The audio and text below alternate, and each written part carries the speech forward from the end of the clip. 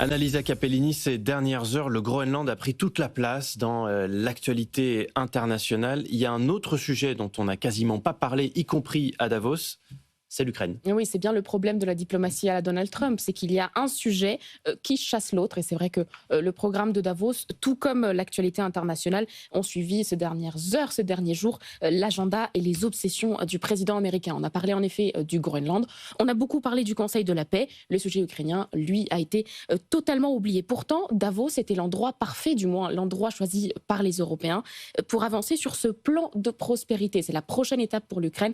C'est ce plan à 800 milliards de dollars entre l'Ukraine, l'Europe et les États-Unis. Alors, il n'en est rien pour l'instant. D'ailleurs, on ne sait même pas si Volodymyr Zelensky sera là. Mardi, il avait annulé sa participation à Davos. Puis Donald Trump a parlé d'une rencontre qui devrait avoir lieu aujourd'hui. Pour l'instant, Kiev n'a pas confirmé, donc on ne sait pas encore. Ouais, pourtant, Annalisa, on avait quand même bien avancé sur le dossier là, ces dernières semaines. Oui, on avait signé un accord à Paris il y a quelques semaines, c'était tout début janvier.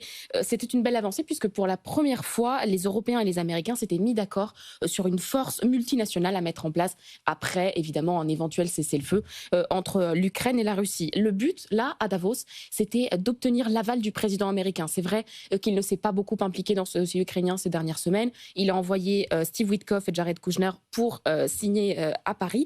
Et l'idée dans les chancelleries européennes en général, c'est qu'on ne sait pas ce que Donald Trump pense réellement en ce moment sur le dossier ukrainien et que puisqu'il décide tout seul et de manière assez imprévisible, il pourrait surprendre tout le monde du jour au lendemain avec des annonces qu'on n'attend pas. Bon, comment réagit Kiev dans ce contexte ?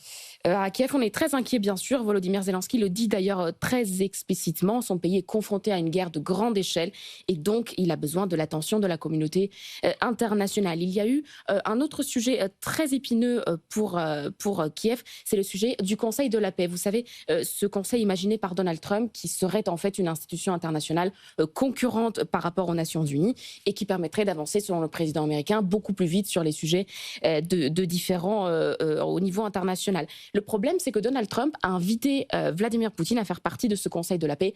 Évidemment, c'est inacceptable pour Zelensky, qui considère bien sûr que c'est très difficile de participer à une organisation aux côtés de celui qui lui fait la guerre depuis bientôt 4 ans. Et puis, on avait même évoqué à un moment la possibilité d'un deal, un deal qui inquiète beaucoup les Ukrainiens, un deal proposé par Trump, on le sait, un homme de business, donc cet art de toujours négocier, une sorte d'échange avec les Européens. Soit vous lâchez sur la souveraineté du Groenland, soit vous lâchez sur les revendications ukrainiennes. Évidemment, ça aurait été un deal très très périlleux pour les Ukrainiens, qui semble hors du jeu pour l'instant, vu les derniers développements sur le dossier groenlandais. Mais on a eu une énième preuve de l'imprévisibilité de Donald Trump ces dernières heures.